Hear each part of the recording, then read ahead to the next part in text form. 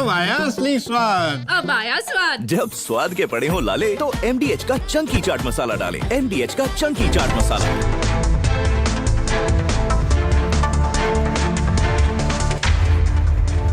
नमस्कार, मैं हूं सैयद सुहेल और आप देख रहे हैं आपका नंबर 1 शो ये भारत की बात है।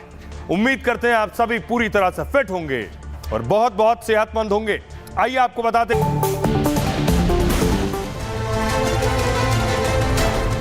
मतलब आपने पूरी की पूरी पावर आतंकवादियों को उठा के दे दी कि भैया आपको युद्ध चाहिए ना, आप एक अटैक कर दो, युद्ध हो जाएगा। It's craziness. जिनको समझ नहीं आता है उनको तो नहीं आएगा।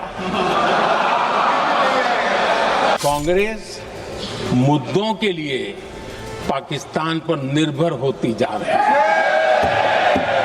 भारत के सम्मान के खिलाफ राष्ट्रपति ट्रंप की बात मोदी जी क्यों चुप बैठे हैं? कोई भी बात ट्रंप के साथ नहीं हुई है, यह बात हमारे विदेश मंत्री ने वेरीफाई कर दी है। झंझट में नहीं पड़ते और ज्यादा इसमें भी नहीं जाते, सच है बताते हैं।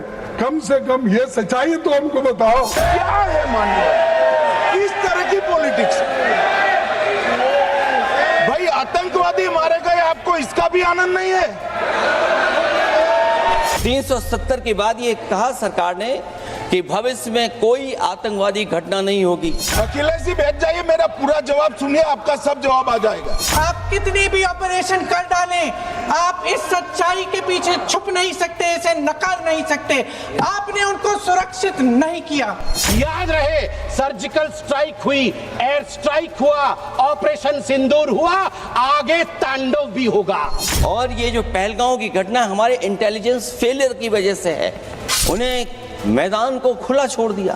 देश के पूर्व गृह मंत्री कह रहे हैं कि पाकिस्तान ने आतंकवादी नहीं भेजे थे। क्या क्लीन चिट देना चाहते? किसी को अधिकार नहीं है साहब यहाँ आतंकवाद पर बोलने का, किसी को अधिकार नहीं।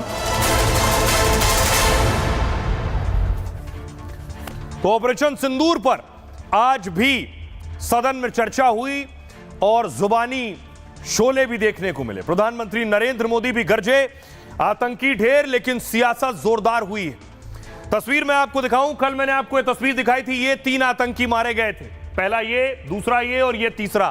3 आतंकी कल ढेर किए गए थे। ये तीनों आतंकी मारे गए। आज मैं एक एक तस्वीर के जरिए आपको दिखाने जा रहा हूं, क्या यही आतंकी मारे गए या किसी और को ठोक दिया गया। पहली तस्वीर आपको विचलित कर सकती है। ये पहली तस्वीर आप देख रहे हैं इस आतंकी की। ये जो 4 आतंकी थे उसमें से एक है, ये ही है वो आतंकी जिसे आप देख रहे हैं। पहली तस्वीर, फिर से कहता हूं, ये तस्वीरें आपको विचलित कर सकती हैं। पहला आतंकी जो सेना ने मारा, ये उसकी तस्वीर है। आइए अब दूसरी तस्वीर आपको दिखाऊं। दूसरा आतंकी जो ढेर किया गया, सुलेमान उर्फ आसिफ, ये उसकी तस्वीर आप देख रहे हैं। ये सुलेमान लगभग 3 महीने से जंगलों में था। ये सुलेमान मारा गया। ये दूसरी तस्वीर आप देख रहे हैं। सेना ने इसे ढेर किया है। ये सेना के शौर्य को सलाम है। गुफा में छिपे हुए थे, 3 महीने से छिपे हुए थे, लेकिन वहां तक सेना पहुंची और सुलेमान उर्फ आसिफ को मारा है। तस्वीर वो मिला सकते हैं जिन्हें शक है, वो तस्वीर मिला लें। ये पहलगाम आतंकी हमले के बाद तस्वीर सामने आई थी और उसके बाद ये इस आतंकी की तस्वीर। अगली तस्वीर देखिए जरा, ये है तीसरी तस्वीर, ये जिसे आप देख रहे हैं हमजा अफगान। इस तस्वीर के साथ आप मिला सकते हैं, ये तस्वीर यही मारा गया है। ये तस्वीरें विचलित करने वाली हैं, लेकिन कुछ लोगों को दिखाना जरूरी था जिन्हें शक और शुबा था क्या वही मारे गए या किसी और को मार दिया है, किसी और को ठोक दिया है। बहुत से लोग ये कह रहे थे। तस्वीरें मिला लीजिए, चुन चुन कर वो सारे आतंकी ढेर कर दिए गए। लेकिन ये तस्वीरें टीवी पर चल रही हैं, लेकिन पाकिस्तान में दहशत है। पाकिस्तान के टीवी पर डर है कि भारत एक और हमला करने वाला है। भारत फिर से एक हमला कर देगा। ऑपरेशन महादेव उसने शुरू कर दिया है। जो भारत ने दोबारा शुरू किया। भारत ने ऑपरेशन महादेव के नाम पर दोबारा जारी मुकाबले शुरू कर दिए। सिक्योरिटी जराये का कहना है कि भारत ने नया मज़मूम फौजी मंसूबा ऑपरेशन महादेव शुरू कर दिया। देखिए, ये फॉल्स फ्लैग ऑपरेशन है जो भारत ने दोबारा शुरू किया। इसका नाम रखा गया है ऑपरेशन महादेव। सिक्योरिटी जराये बता रहे हैं कि गैर कानूनी जो जेर हिरासत पाकिस्तानियों को जाली मुकाबलों में इस्तेमाल करने का भारत का ये मंसूबा है। भारत ऑपरेशन महादेव की आड़ में मकबूजा कश्मीर में बढ़ती तहरीक आज़ादी को कुचलना चाहता है और भारत ऑपरेशन महादेव की आड़ में अंदरूनी मुल्क जो। तो पाकिस्तान की टीवी पर आपको पाकिस्तान की दहशत साफ साफ दिखाई दे रही है और सुनाई दे रही है। एक और चैनल देखिए जहां पाकिस्तान को डर है ऑपरेशन सिंदूर के बाद ऑपरेशन महादेव जो आतंकियों के खिलाफ शुरू किया गया है वो पाकिस्तान में भी का जो ड्रामा इन्होंने आग लगा था। ये जो आज ऑपरेशन महादेव का ड्रामा रचाया गया है इसकी आड़ में क्या हम ये कह सकते हैं कि भारत अब पाकिस्तान पर फिर कोई बराह रास्त जाहिरियत का इरादा रखता है? ये देखें, एवरी पॉसिबिलिटी इज देयर। जब पिछली दफा इन्होंने ऑपरेशन सिंदूर का जो ड्रामा इन्होंने किया था पहलगाम वाले फॉल्स फ्लैग ऑपरेशन के बाद, तो उस पर भी इन्होंने यही। ये जो आज ऑपरेशन महादेव का ड्रामा रचाया गया है इसकी आड़ में क्या हम ये कह सकते हैं कि भारत अब पाकिस्तान पर फिर कोई बराह रास्त जाहिरियत का इरादा रखता है? ये देखें, एवरी पॉसिबिलिटी इज देयर। जब पिछली दफा इन्होंने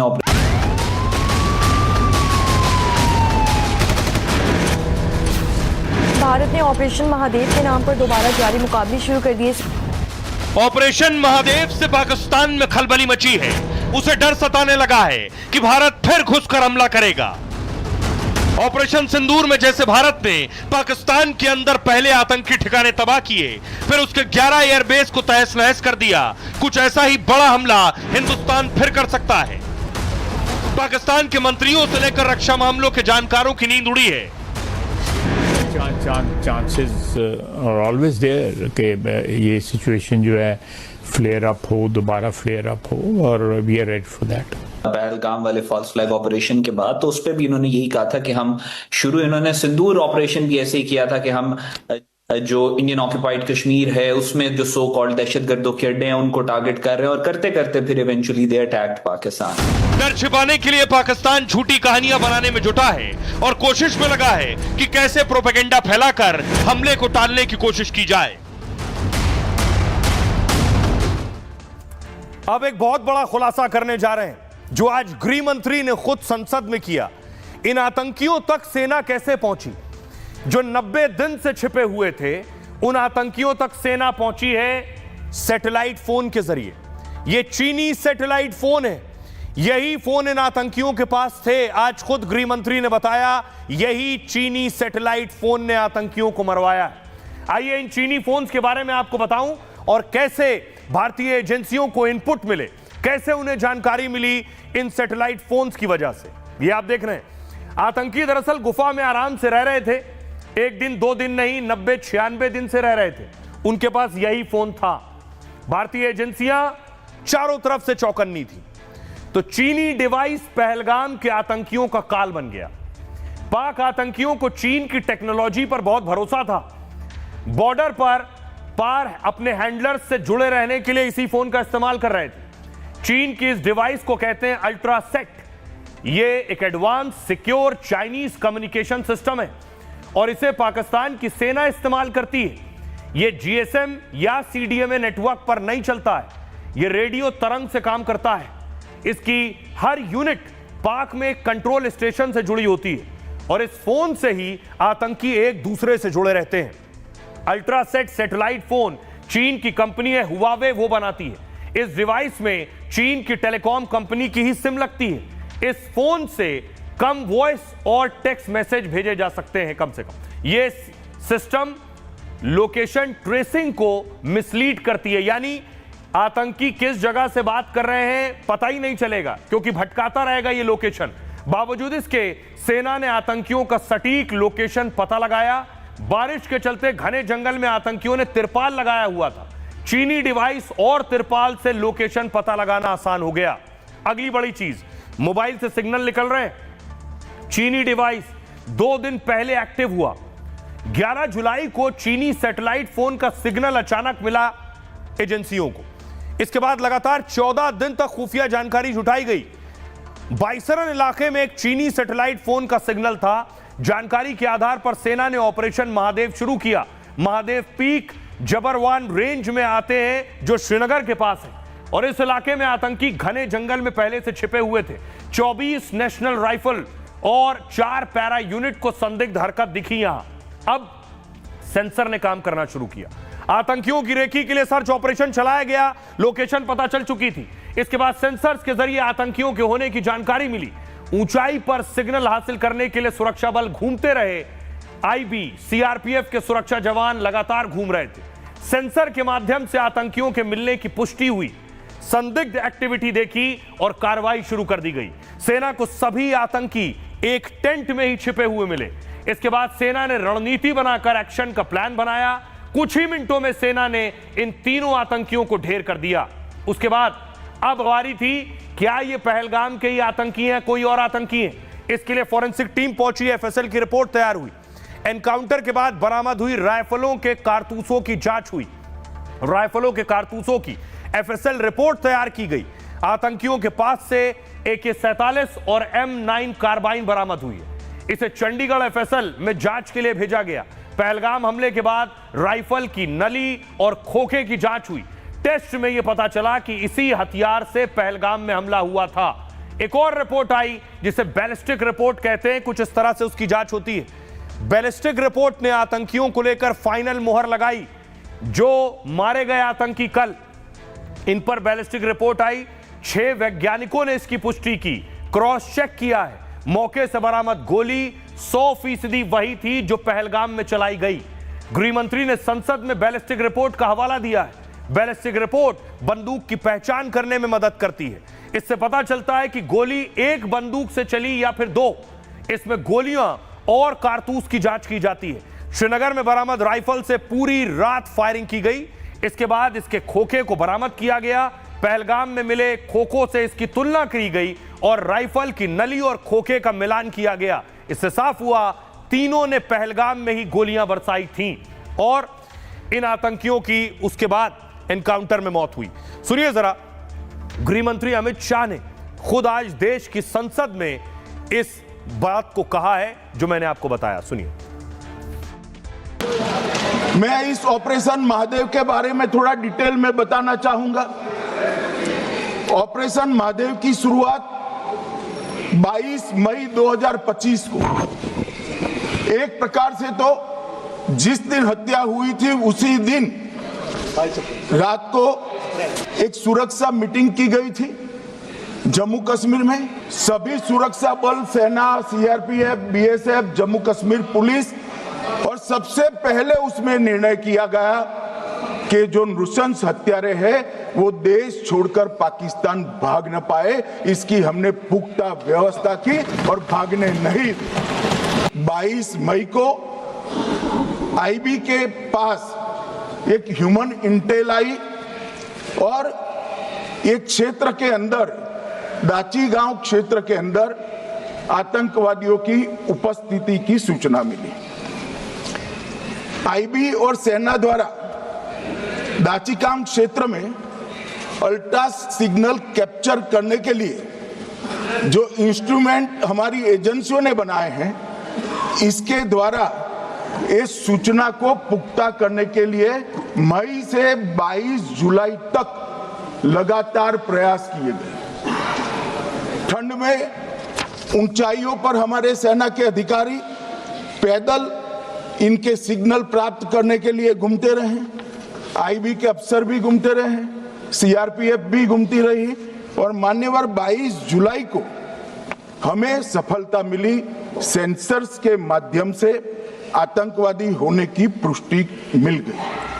तब 4 पैरा जो हमारी सेना का एक हिस्सा है, उसकी नेतृत्व में 4 पैरा के जवान, सीआरपीएफ के जवान और जम्मू कश्मीर पुलिस के जवान मान्यवर एक साथ ये आतंकवादियों को घेरने का काम किया। सेना, सीआरपीएफ, जम्मू कश्मीर पुलिस की मीटिंग भी की गई। जो 5 ह्यूमन एसेट से उनको भी वहां भेजा गया और कुल मिलाकर कल जो ऑपरेशन हुआ, इसमें हमारे निर्दोष नागरिकों को मारने वाले तीनों आतंकी मौत के घाट उतार दिए। तीनों आतंकी मौत के घाट उतार दिए गए। अब तीनों आतंकियों की तस्वीरें सबूत के साथ आपको दिखाने जा रहा हूं। ये आप देख रहे हैं, हाशिम मूसा उर्फ सुलेमान पहलगाम हमले का मास्टरमाइंड है। ये हिंदुओं का नाम पूछकर हत्या का प्लान इसी का था। पाकिस्तान का मूसा ए कैटेगरी का खूंखार आतंकवादी था। पहलगाम के बाद इस पर 20 लाख रुपए का इनाम घोषित था। देश में 6 बड़ी आतंकी वारदातों में सीधे सीधे इसका हाथ था। वो पाकिस्तान की एसएसजी यूनिट में पैरा कमांडो भी रह चुका है। वहां सेना आतंकी सब एक ही है। बाद में लश्कर में शामिल होकर आतंकी गतिविधि से जुड़ गया। मास्टरमाइंड सुलेमान पाकिस्तान का मूल निवासी था। 2022 के बाद वो घुसपैठ कर भारत आया। दक्षिण कश्मीर में आतंकी अभियान में जुटा था। जंगल और पहाड़ों में रहने में माहिर था। नाम और चेहरे बदलकर चकमा देता रहता था।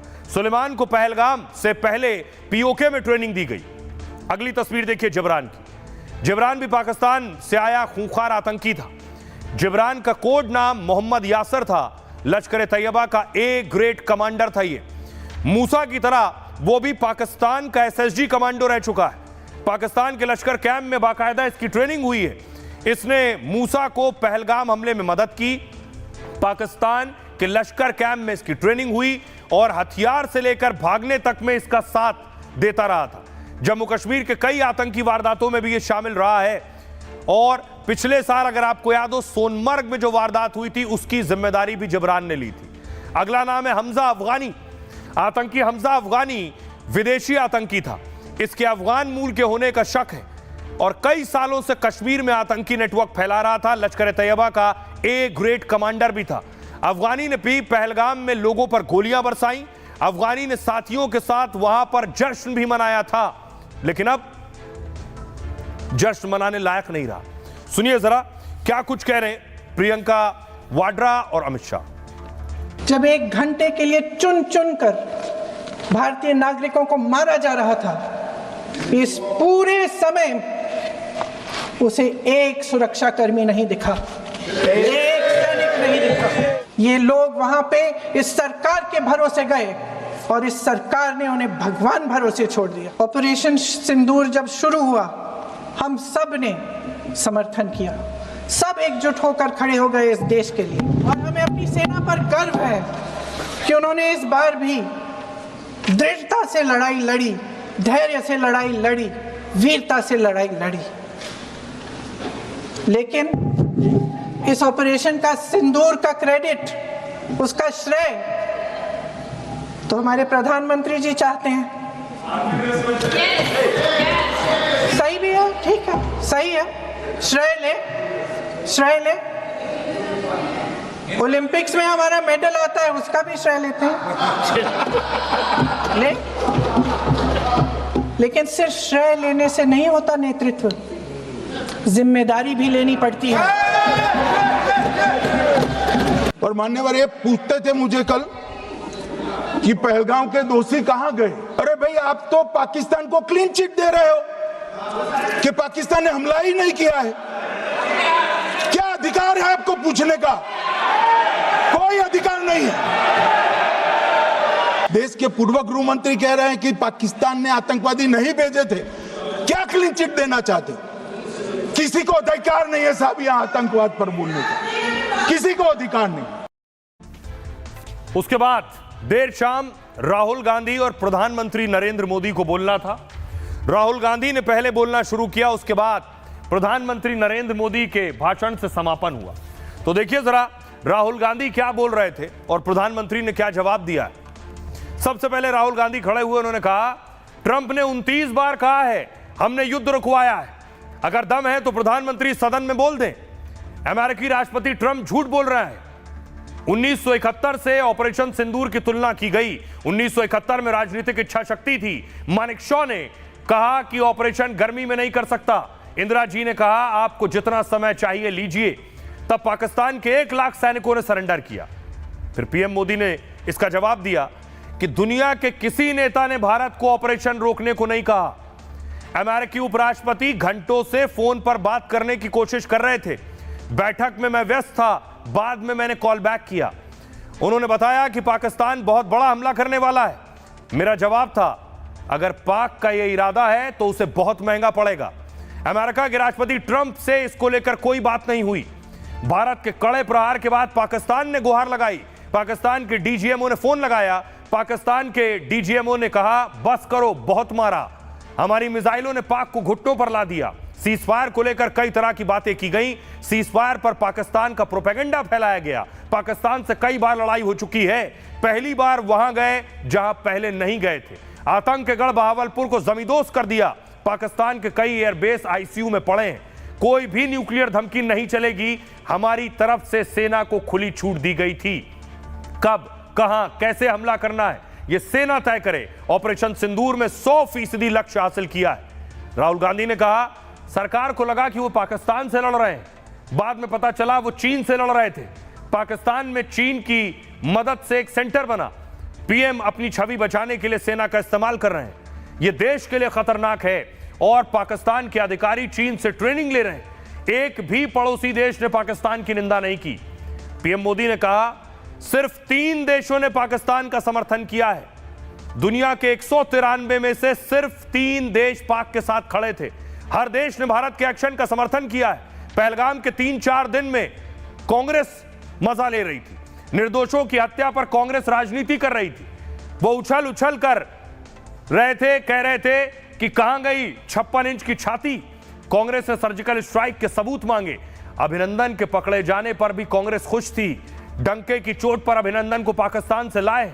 बीएसएफ का जवान भी आन बान शान से वापस आया है। करगिल के विजय को कांग्रेस ने भी नहीं अपनाया। कांग्रेस ने तो पाकिस्तान को क्लीन चिट भी दे दी। सुनिए जरा राहुल गांधी और पीएम मोदी को। आपने पाकिस्तान को डायरेक्टली अपनी पॉलिटिकल विल बता दी कि आपके पास लड़ने की पॉलिटिकल विल है ही नहीं, कि आप लड़ना ही नहीं चाहते हो। वाह रे बयान बहादुरों,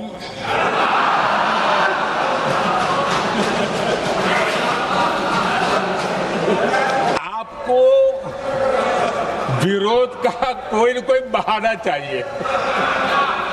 You tied their hands behind their back. Mastermind को नींद नहीं आती।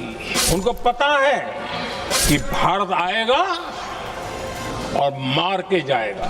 बोले नहीं है सर, सर मजा आ रहा है सर। अभी तो मैंने ओपनिंग नहीं किया सर, आपका समय अभी तो मैं सेट हो रहा हूं। सिर्फ मैं नहीं, पूरा देश आप पर हंस रहा है।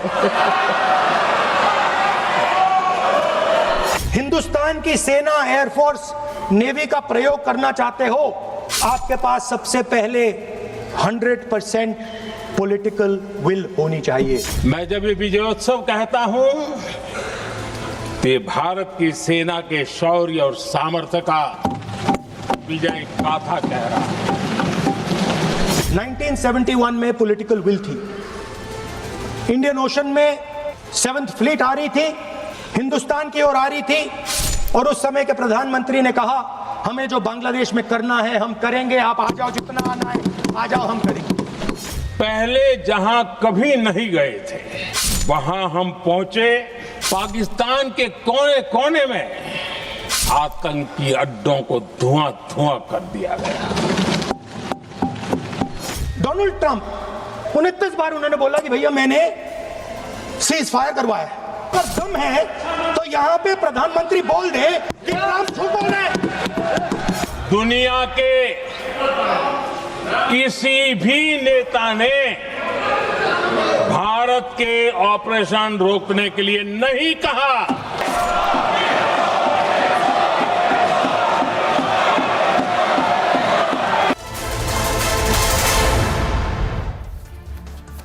अब देखिए सिर्फ प्रधानमंत्री और राहुल गांधी नहीं, जब दिन में गृह मंत्री अमित शाह बोल रहे थे तो अमित शाह ने सूद समेत सबको लौटाया वापस, जो जो बोल चुके थे, जो जो बोलना चाह रहे थे।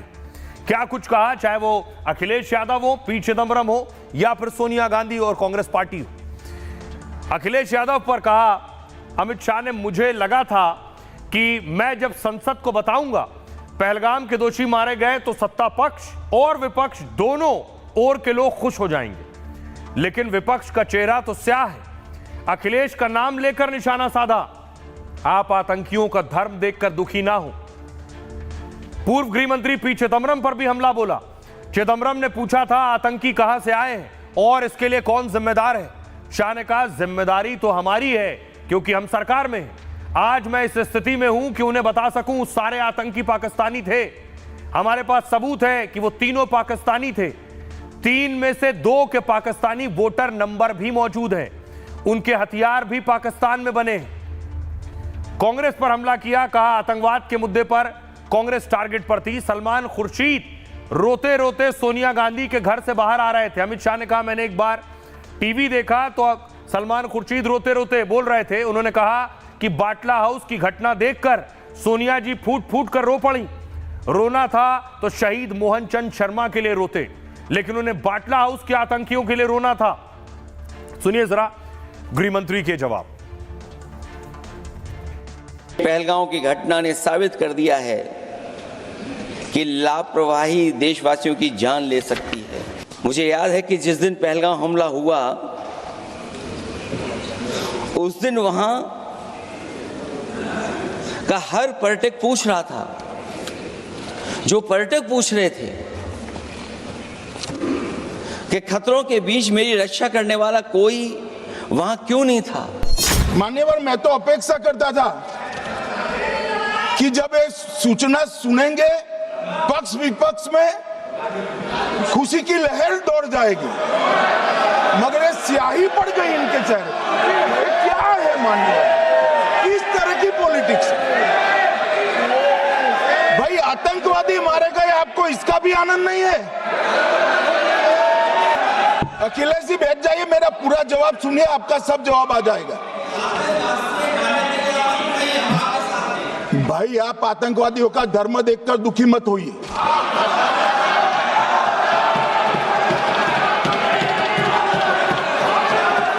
अखिलेश बैठ जाइए यार। सलमान खुर्शीद जी को भी याद करना चाहता हूं। एक बार मैंने बड़े सवेरे में नाश्ता करता था, टीवी पर उनको रोते हुए देखा। मुझे लगा क्या हुआ, कोई बड़ी घटना हो गई। तो रोते रोते वो श्रीमती सोनिया गांधी के घर से बाहर आ गए कि बाटला हाउस की घटना देखकर सोनिया जी फूट फूट कर रो पड़ी। अरे रोना था तो शहीद मोहन शर्मा के लिए रोते, बाटला हाउस के आतंकवादियों के लिए रोना आता है। और मान्यवर ये हमें पूछते हैं। मेरी माँ की आंसू की बात किए, मैं इसका जवाब देना चाहती हूँ। मेरी माँ के आंसू तब गिरे जब उनके पति को आतंकवादियों ने शहीद किया, जब वे मात्र 44 साल की थी। और आज अगर मैं इस सदन में खड़ी हूं और उन 26 लोगों की बात कर रही हूं, मैं इसलिए कर रही हूं क्योंकि मैं उनका दर्द जानती हूं, महसूस करती हूं। तो आइए मैं आपको बताऊं कि जो बात गृह मंत्री अमित शाह कह रहे थे कि सलमान खुर्शीद साहब ने बताया कि सोनिया गांधी रो रही थीं बाटला हाउस एनकाउंटर के बाद। सुनिए जरा सलमान खुर्शीद का वो बयान। आजम से बात करी, हमने सोनिया गांधी जी से बात करी। सोनिया गांधी जी को उस हादसे की हमने तस्वीरें दिखाई तो उनके आंसू फूट पड़े और उन्होंने हाथ जोड़कर कहा कि ये तस्वीर मुझे मत दिखाओ, फौरन जाओ। हमने वजीर आजम से बात करी, हमने सोनिया गांधी जी से बात करी। सोनिया गांधी जी को उस हादसे की हमने तस्वीरें दिखाई तो उनके आंसू फूट पड़े और उन्होंने हाथ जोड़कर कहा कि ये तस्वीर मुझे मत दिखाओ, फौरन जाओ। हमने वजीर आजम से बात करी, हमने सोनिया गांधी जी से बात करी। सोनिया गांधी जी को उस हादसे की हमने तस्वीरें दिखाई तो उनके आंसू फूट पड़े और उन्होंने हाथ जोड़कर कहा कि ये तस्वीर मुझे मत दिखाओ, फौरन जाओ। हमने वजीर आजम से बात करी, हमने सोनिया गांधी जी से बात करी। सोनिया गांधी जी को उस हादसे की हमने तस्वीरें दिखाई तो उनके आंसू फूट पड़े और उन्होंने हाथ जोड़कर कहा कि ये तस्वीर मुझे मत दिखाओ, फौरन जाओ। तो गृह मंत्री सलमान खुर्शीद के इस बयान पर ही सवाल उठा रहे थे कि मोहन शर्मा साहब के मौत पर आखिर क्यों नहीं सोनिया गांधी के आंसू आए। अब बात सेना के शौर्य की, जिन्होंने पहलगाम का बदला पूरा किया है। 24 राष्ट्रीय राइफल्स के जवान भी शामिल थे उस ऑपरेशन में। यह भारतीय सेना की खास और खतरनाक इकाई है। कश्मीर में आतंकियों से निपटने के लिए ही मशहूर है। 1990 में आतंक से लड़ने के लिए इसका गठन किया गया। इनकी जासूसी और घेराबंदी की क्षमता बहुत अचूक है। दाचीगाम के जंगलों में आतंकियों की घेराबंदी की राष्ट्रीय राइफल्स ने। 4 पैरा रेजिमेंट भी शामिल थी उसमें। यह भारत की खामोश लेकिन सबसे घातक टुकड़ी मानी जाती है। चुपके से और बेहद सटीक निशाना लगाने में ये माहिर होते हैं। इनकी रणनीति है घात लगाकर मारो और लापता हो जाओ। 4 पैरा स्पेशल फोर्स 1961 में बनी है और 2003 में अपग्रेड की गई। हेलीकॉप्टर या दूसरे जरिए से कमांडो टारगेट के पास जाते हैं। महादेव पहाड़ी के पास आतंकियों को सोते हुए ट्रैप में लिया गया। सीआरपीएफ भी शामिल थी इस ऑपरेशन में। सीआरपीएफ देश का सबसे बड़ा केंद्रीय सशस्त्र पुलिस बल है। यह आतंक, बड़े ऑपरेशन और वीआईपी की सुरक्षा संभालता है। 87 साल से देश सेवा में लगे सीआरपीएफ में 3 लाख से ज्यादा जवान हैं। जहां जरूरत पड़ती है तुरंत कुछ बटालियन भेज दी जाती है। दाचीगाम में इसने ऑपरेशन में सुरक्षा और पूरा सपोर्ट दिया है ताकि आतंकियों का एनकाउंटर ऑपरेशन बिना रुकावट चले। और साथ ही साथ जम्मू कश्मीर पुलिस का भी रोल है। स्थानीय पुलिस ने इलाके की जानकारी और खुफिया इनपुट जुटाए। आतंकियों की संदिग्ध बातचीत और जम्मू कश्मीर पुलिस ने इंटरसेप्ट की। जम्मू कश्मीर पुलिस का गठन आजादी से भी पहले 1873 में हुआ। बड़ी संख्या में जम्मू कश्मीर के लोकल जवान शामिल होते हैं। इलाके के जंगल, खुफिया ठिकानों को इन्हें अच्छी जानकारी होती है। ऑपरेशन महादेव में इनका रोल आतंकियों का काल साबित हुआ है। इसलिए पूरा देश सेना के जवानों को और जम्मू कश्मीर पुलिस को सलाम कर रहा है। सुनिए लेकिन सियासतदान संसद से निकलकर क्या कह रहे हैं। शायद 29 बार ट्रंप ने बोला है, उसका जवाब नहीं दिया। और सबसे इंटरेस्टिंग बात थी कि पूरे भाषण में चाइना शब्द प्रधानमंत्री ने नहीं बोला। पूरा देश जानता है कि पाकिस्तान की मदद, टेक्निकल मदद, एयरफोर्स की मदद चाइना ने की, मगर प्रधानमंत्री के मुंह से, डिफेंस मिनिस्टर के मुंह से चाइना शब्द नहीं निकला। पूरे देश को गुमराह कर रही थी कांग्रेस पार्टी। राहुल गांधी अपनी स्पीच पे उन्होंने कहा, यार लगातार 16 घंटे में विपक्ष क्या कह रहा था कि सीज फायर डोनाल्ड ट्रंप के दबाव में हुआ। आज प्रधानमंत्री, जबकि गृहमंत्री जी ने करीब करीब फैक्चुअल सारी चीज़ों का जवाब दे दिया था, लेकिन जिस तरह से प्रधानमंत्री जी ने आके कहा कि दुनिया के किसी नेता ने भी हम पे सीज फायर के लिए दबाव नहीं डाला। भारतीय जनता पार्टी को बातों में कोई नहीं हरा सकता, और अगर भारतीय जनता पार्टी को खतरा नहीं दिख रहा है, जो पाकिस्तान के पीछे है वो अगर नहीं दिखाई दे रहा है और सरकार में रहते हुए नहीं दिख रहा है, तो कौन उन्हें दिखाए। इस तरह से उन्होंने विपक्ष को एक आईना दिखाया, वो बहुत ज़रूरी था, क्योंकि मतलब कहना तो नहीं चाहिए पर विपक्ष के लिए बेशर्मी का हद हो गया था कि वो पाकिस्तान की तरफदारी करने में और अपनी तुष्टीकरण की राजनीति करने में इतने ज़्यादा घुल गए थे कि उनको अपने ही देश के हित में क्या हो रहा है, राष्ट्र हित में क्या हो रहा है, वो नहीं दिख रहा था। तो आज हमारे यशस्वी प्रधानमंत्री श्री नरेंद्र मोदी जी ने वो आईना विपक्ष को दिखाया और ये बहुत ज़रूरी। बहुत धमाकेदार स्पीच जो है वो दी गई है, तो आप प्लीज देखिए, फिर से देखिए और सुनिए। मुखौटा खोल दिया गया है विपक्षी दलों का, और कांग्रेस को आत्मसमीक्षा करके जो बातें कहनी नहीं चाहिए थी वो उन्होंने आज कही है, और जो उनकी अज्ञानता है उसे उन्हें दूर करना चाहिए। और मुझे लगता है आज प्रधानमंत्री जी के भाषण के बाद उनकी सारी अज्ञानता मेरी समझ से दूर हो गई होगी। खबरों में आगे बढ़ते हैं। अब बात उस खबर की जिस पर पिछले कई दिनों से हंगामा चल रहा है। वोटर लिस्ट पर सुप्रीम कोर्ट का फरमान। वोटर लिस्ट पर हंगामा पार्लियामेंट में भी हुआ, वोटर लिस्ट पर हंगामा बिहार की विधानसभा में भी हुआ, लेकिन सुप्रीम कोर्ट ने जो बात कही वो बड़ी बात है। क्या हुआ सुप्रीम कोर्ट में ये आपको बताऊं। वोटर लिस्ट पर आगे सुनवाई कब होगी। बिहार में जिस वोटर लिस्ट संशोधन को लेकर बवाल मचा हुआ है उस पर सुप्रीम कोर्ट ने कड़ा रुख अपनाया और आयोग को हिदायत दी। अगर वोटर लिस्ट में बड़े पैमाने पर नाम काटे गए तो कोर्ट दखल देगा।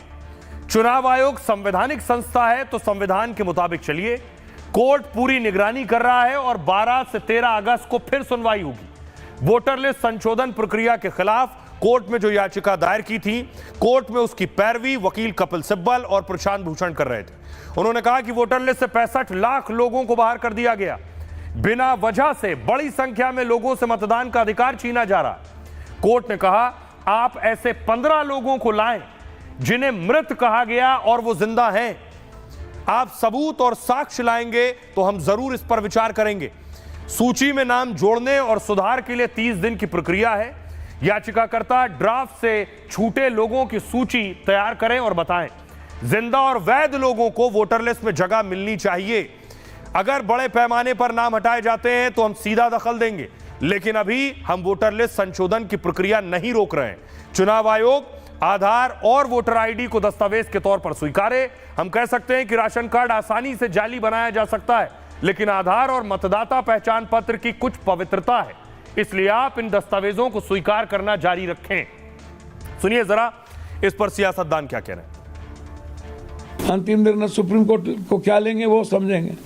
उन्होंने तो कहा कि वोटर कम से कम निकले और ज्यादा से ज्यादा ऐड हो, तो सुन ही रहे हैं। आप लोग इंटरप्रिटेशन क्यों गड़बड़ करते हैं? अभी तो आज भी है, कल भी सुनवाई होगी। सर्वोच्च न्यायालय पर सवाल खड़ा मत कीजिए। एक ही तो आस्था और उम्मीद बची है, एक ही जगह तो विश्वास है। क्योंकि बिहार के बहुत सारे गरीब मजदूर, मोटिया मजदूर और अलग अलग जो सेवा करने वाले लोग हैं, अलग अलग कार्य करते हैं, वो देश के चारों तरफ फैले हुए हैं। अगर उनको मतदाता लिस्ट से हटा देते हैं तो बाद में क्या वो देश के नागरिक नहीं रहेंगे?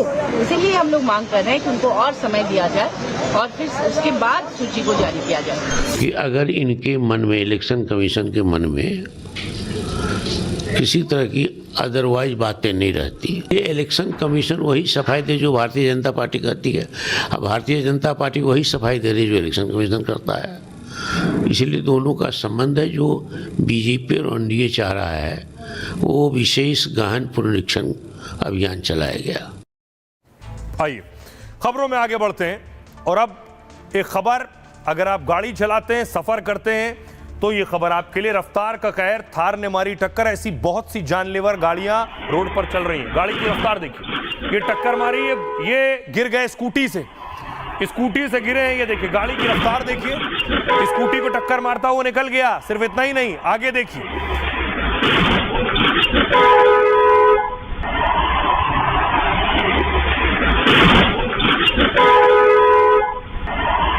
दूसरी तस्वीर देखिए, जब गाड़ी गिर गई स्कूटी तो पीछे बैक करके लेकर आया, फिर टक्कर मारी है उस शख्स को और वो पीछे घिसटते हुए गिरे। देखिए तस्वीर।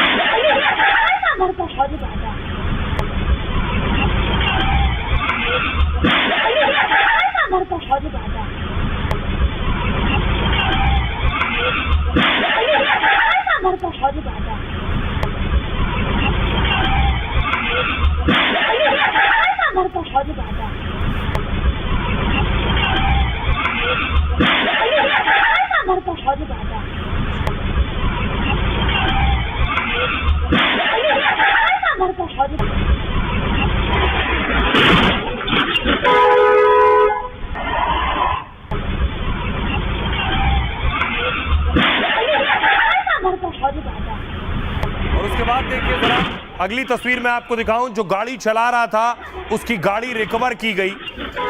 अगली तस्वीर दिखाइए, ये आप देख रहे हैं, ये है वो थार जो सड़क पर चल रही थी, उसके बाद पुलिस ने बरामद की है। ये सरासर गुंडागर्दी है। इस तरह की गाड़ी चलाने वालों की न सिर्फ गाड़ी जब्त होनी चाहिए बल्कि इनका लाइसेंस आजीवन रद्द होना चाहिए। अगली तस्वीर आपको दिखाऊं, यह है वो गाड़ी चलाने वाला शख्स और अब सवाल यह है, इसकी गिरफ्तारी हुई है, पुलिस ने इसे पकड़ा है, लेकिन ये जो सड़क पर चलने वाले खतरनाक मौत के वाहन हैं, इन पर सख्त कार्रवाई करने की जरूरत है।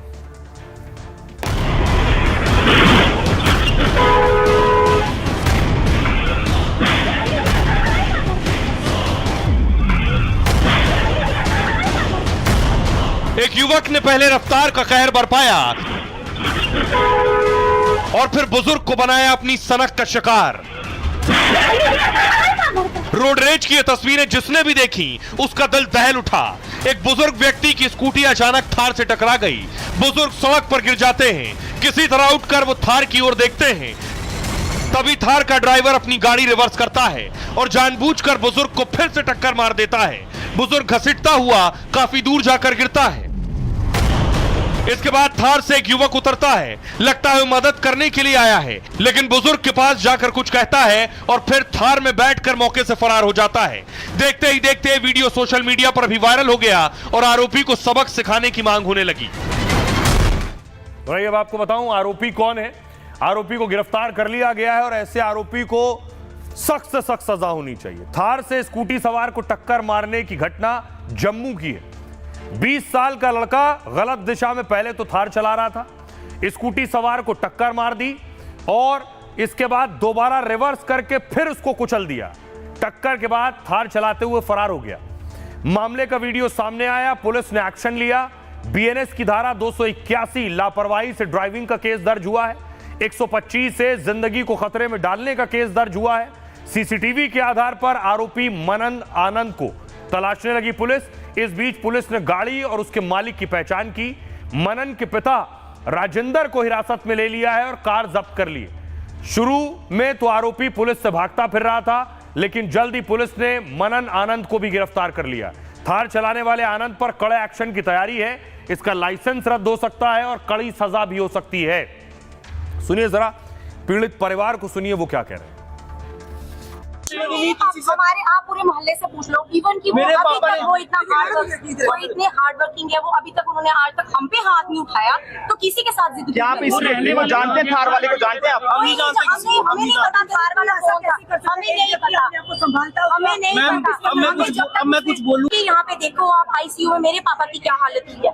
Who will be the responsible for this? अगर मेरे पापा के साथ ऐसा हो रहा है तो किसी के पापा के साथ भी ऐसा हो सकता है। हिट, आपको ये हिट दिख रहा है, ये तो शरेआम मर्डर कर रहा है वो। एक बार हिट हुआ तू यार, लगती है गाड़ी, हिट होती है, तू निकल जा, तू वापिस आके मार रहा है। मारने के बाद अब्यूज कर रहा है, अब्यूज करने के बाद जो उसको रोक रहे हैं उनको उंगलियां दिखा रहे हैं। यार ये क्या तरीका है? खबरों में आगे बढ़ते हैं और अब आपको लिए चलता हूं। बाढ़ बारिश लगातार जारी है, लेकिन इसका असर पूरी दुनिया में हो रहा है। चीन से हिंदुस्तान तक तबाही का आलम है। तस्वीर सबसे पहले मैं आपको दिखाऊं, चीन की तस्वीर देखिए जरा। बीजिंग की तस्वीर देख रहे हैं, गाड़ियां पानी में बह रही हैं। इस तरह की तस्वीर दुनिया के अलग अलग देशों से आ रही है।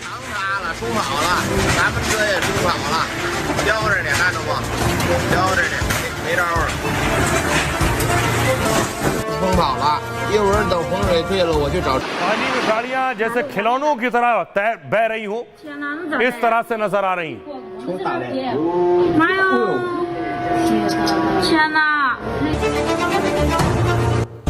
अगली तस्वीर देखिए जरा, ये भी चीन की तस्वीर है, बीजिंग की। आप देख रहे हैं गाड़ी जहां तहां आपको नजर आ रही है, घर डूबे हुए पानी में नजर आ रहे हैं।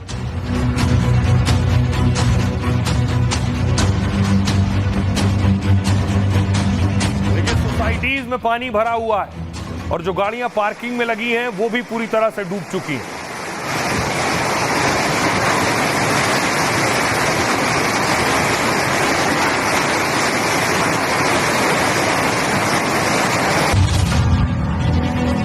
अगली तस्वीर, जो लोग फंसे हैं उन्हें रेस्क्यू किया जा रहा है। लोगों के घरों में पानी भरा है। रेस्क्यू टीम के लिए चुनौती है कि पहले बाढ़ प्रभावित इलाकों में जाना और उसके बाद लोगों को वहां से निकालना।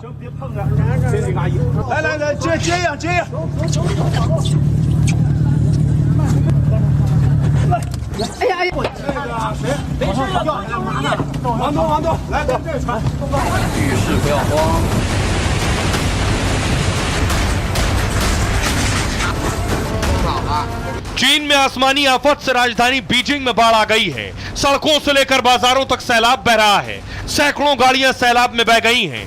बीजिंग के अस्पतालों में भी पानी भर गया है। बाढ़ बारिश ने अब तक 34 लोगों की जान ले ली है। 80,000 से ज्यादा लोगों का रेस्क्यू किया गया। राजधानी बीजिंग के कुछ इलाकों में मोबाइल नेटवर्क बंद हो गया है। बाढ़ में फंसे लोगों से संपर्क नहीं हो पा रहा है। चीन के बाद अब हिंदुस्तान की बात देखिए जरा। हिमाचल का हाल क्या है देखिए। ये हिमाचल की मंडी की तस्वीर मैं आपको दिखा रहा हूं। हिमाचल की मंडी में देखिए बाढ़ आई, पानी आया, बादल भी पिछले कई दिनों में फटे हैं और उसके बाद देखिए आपको मलबा जगह जगह नजर आएगा। गाड़ियां दबी हुई नजर आएंगी मलबे में।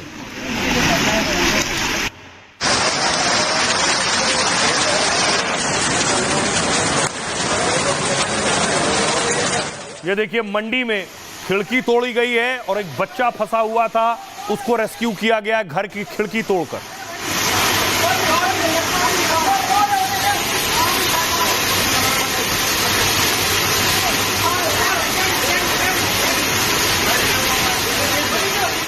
देखिए जरा हिमाचल में हालात क्या हैं। लगातार पिछले कुछ वक्त में कई बार बादल फटे हैं जिससे भारी तबाही आई है। हिमाचल प्रदेश के मंडी शहर में 2 जगह बादल फटने से भारी नुकसान हुआ। जेल रोड के साथ लगते नाले से ने यहां कहर बरपाया और इसमें एक ही परिवार के 3 लोगों की मौत हो गई, एक व्यक्ति गंभीर रूप से घायल है। मंडी शहर के अलग अलग क्षेत्रों में 40 से ज्यादा गाड़ियां मलबे में दब गई, मकान जमींदोज हो गए हैं। बीती रात 3 बजे भारी बारिश के बाद नाले का मलबा लोगों के घरों में घुसने लगा। 20 से ज्यादा लोग मलबे में फंस गए। जिला प्रशासन और एसडीआरएफ की टीम राहत बचाव कार्य में जुटी है। कुछ घंटों के अंदर सभी को सुरक्षित निकाल लिया गया। प्रशासन ने मंडी जिले के स्कूलों में छुट्टी घोषित कर दी और इस साल बाढ़ बारिश के चलते हिमाचल में भारी नुकसान भी हुआ है। बाढ़ बारिश से हिमाचल में अब तक 164 लोगों की मौत हुई है। 27 लोगों की बाढ़ में बहने से मौत हुई। 90 लोग लैंडस्लाइड बादल फटने में मारे गए और 34 लोग अभी भी लापता हैं। सैकड़ों घर तबाह हो गए और इस साल अब तक 1523 करोड़ की संपत्ति का नुकसान हुआ है। सुनिए जरा सीएम और पूर्व सीएम क्या कह रहे हैं। और मंडी में तेज बारिश के कारण जेल रोड हरे भरे के जो रोड थे उसमें भारी नुकसान हुआ। आपदा के इस कहर में रात को जिस प्रकार से क्लाउड बस्ट की 2 घटनाएं मंडी में नजर आई है, अभी हमने स्थिति पर नजर रखी है। जिला अध्यक्ष, एनडीआरएफ, एसडीआरएफ की सभी टीमों को दिशा निर्देश दे दिए गए हैं। बारिश के कारण यहाँ मंडी शहर के अंदर भी बहुत क्षति हुई है, बहुत बड़ा नुकसान हुआ है। अभी भी एनडीआरएफ की टीमें यहाँ पर पहुँच गई हैं। वो जो राहत का जो रेस्क्यू ऑपरेशन है उसके लिए काम कर रहे हैं। यही बताया जा रहा, हमारे साथ स्थानीय विधायक अनिल शर्मा जी भी हैं, कि ऐसा पानी कभी यहाँ पर आता नहीं। पानी आता था लेकिन थोड़ा पानी आता था, लेकिन जिस तरह का पानी आया, जिस तरह से यहाँ पर। अब आपको बताऊं देश की राजधानी दिल्ली का हाल। दिल्ली के आरएमएल अस्पताल की आज की तस्वीर देखिए जरा। वैसे तो अस्पताल के अंदर कैमरा ले जाना मना होता है, लेकिन संभव है किसी ने मोबाइल से ये वीडियो बनाया है और अस्पताल का हाल आपके सामने। तो डरा देने वाली तस्वीर है, आरएमएल की तस्वीर है। देखिए लोग कैसे अंदर अस्पताल के जा रहे हैं। स्ट्रेचर पर एक मरीज है, उसे पानी के बीच ले जाया जा रहा है।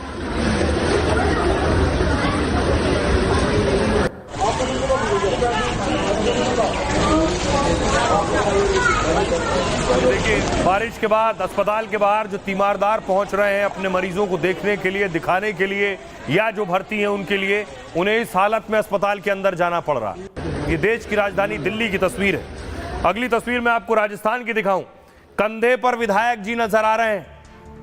विधायक जी को आप देख रहे हैं, इतना पानी भरा है। बाढ़ बारिश के बाद विधायक को खुद कंधे पर जाना पड़ रहा है। कांग्रेस विधायक हैं, लोगों के कंधे पर चढ़कर बाढ़ के हालात देखने निकले हैं कि बाढ़ से कितना प्रभावित है इलाका। खुद चल कर नहीं जा सके, अपने कार्यकर्ताओं के कंधों पर विधायक जी जा रहे हैं।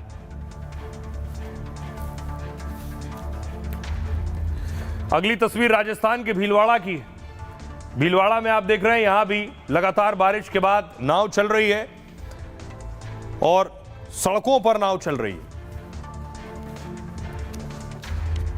जयपुर की तस्वीर देखिए जरा। जयपुर की सड़क की तस्वीर मैं आपको दिखा रहा हूं। गाड़ी पानी में डूबी हुई है बारिश के बाद और जहां तहां गाड़ियां रुक गई हैं। क्रेन बुलाकर गाड़ियां हटानी पड़ रही हैं।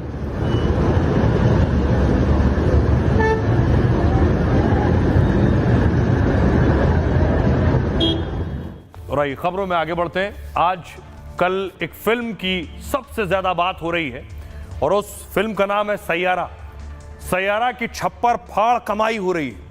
सैयारा को लेकर पहले कयास लगाए जा रहे थे। किसी ने सोचा नहीं था कि एक फिल्म जिसकी लागत बहुत कम है वो इतनी ज्यादा कमाई कर सकती है। अब सोशल मीडिया से लेकर हर जगह सैयारा की बात हो रही है। अगली तस्वीर मैं आपको दिखाऊं, ये आपने हॉल के अंदर की तस्वीरें देखी होंगी। सिनेमा हॉल की जब तस्वीरें आ रही हैं वो ये बता रही कि लोगों में इस फिल्म को लेकर कितना क्रेज है। कोई बड़ा सेलिब्रिटी इसमें नहीं, पुलिस सुन लीजिए जरा, कोई बड़ा सेलिब्रिटी नहीं है, नए एक्टर्स हैं और एक फिल्म ने धमाल मचा दी। ये बताता है कि अगर फिल्म के कंटेंट में दम है, स्टोरी और स्क्रिप्ट में दम है, तो वो फिल्म किसी बड़े चेहरे की मोहताज नहीं होगी।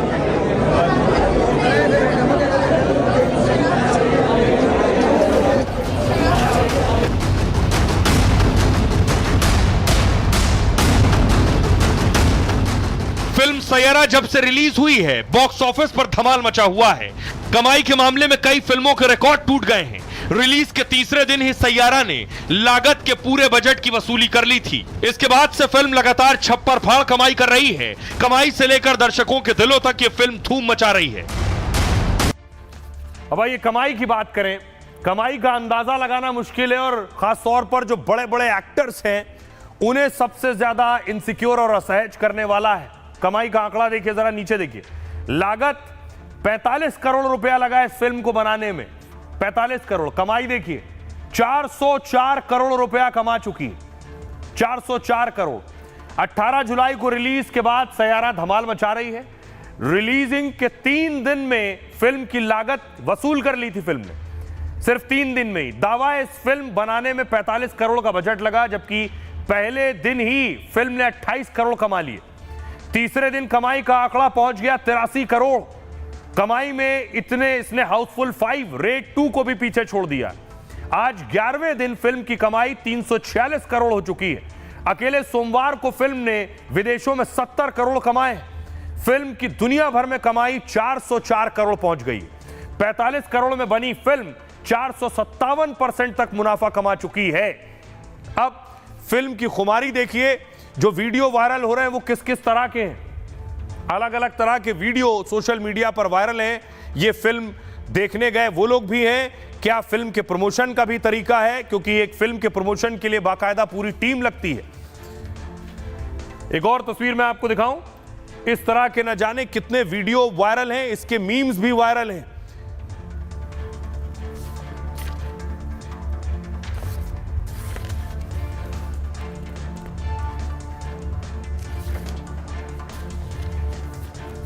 अब सवाल यह है कि आखिर क्यों पसंद आ रही है फिल्म लोगों को, क्योंकि लोगों ने अब तक सोचा था कि शाहरुख खान की DDLJ के बाद वो वाला वक्त लौट कर नहीं आएगा।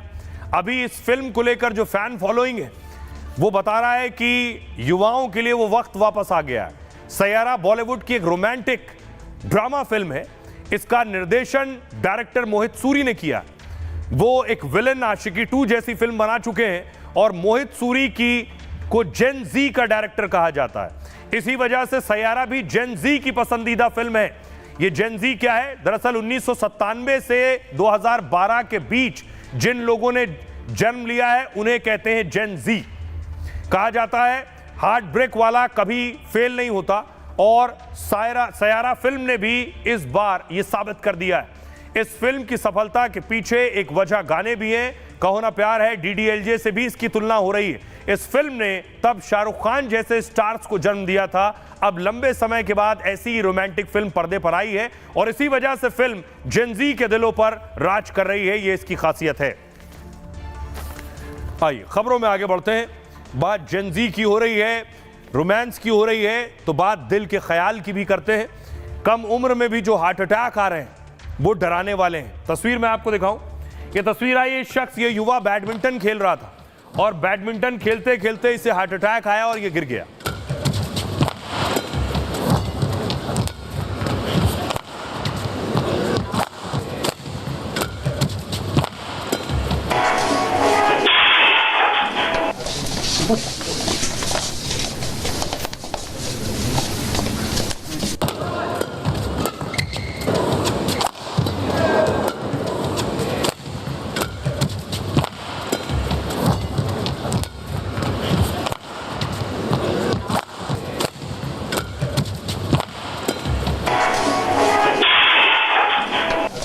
अगली तस्वीर देखिए, जिम की तस्वीर सामने आई।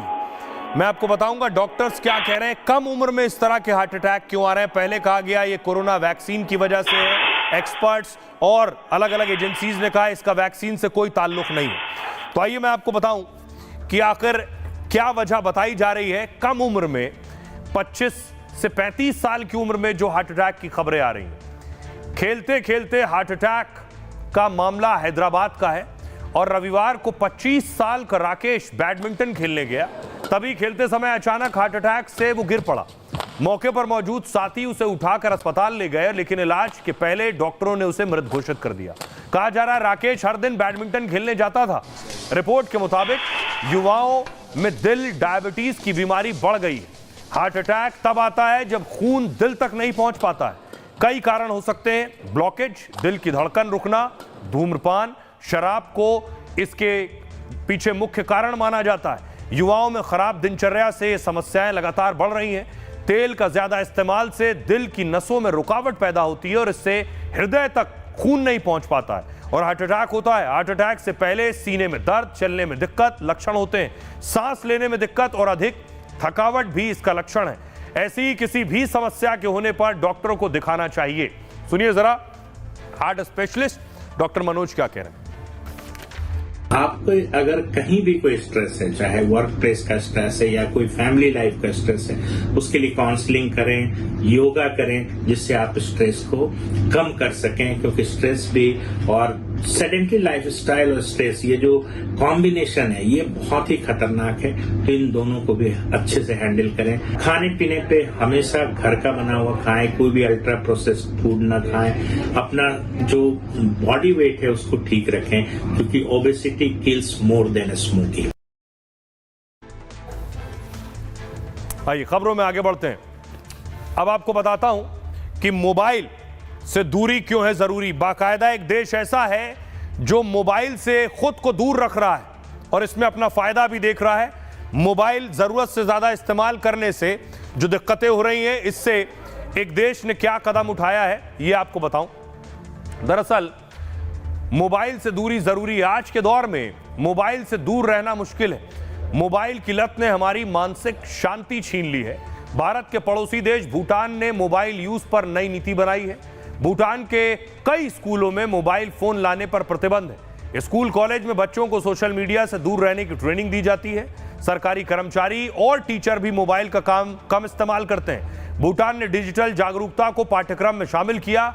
बच्चों को स्कूल कॉलेज में सिखाया जाता है कैसे जरूरत के वक्त ही मोबाइल इंटरनेट का इस्तेमाल करें। युवाओं को ध्यान और प्रकृति से जुड़ने के लिए प्रेरित करें और मठों और धार्मिक स्थलों पर भी मोबाइल फोन बैन है। भूटान सरकार देश भर में डिजिटल डिटॉक्स वीक आयोजित करती है, जिसमें लोगों को स्क्रीन टाइम कम करने की ट्रेनिंग दी जाती है। मोबाइल, टीवी, सोशल मीडिया से दूरी बनाने का अभ्यास कराया जाता है।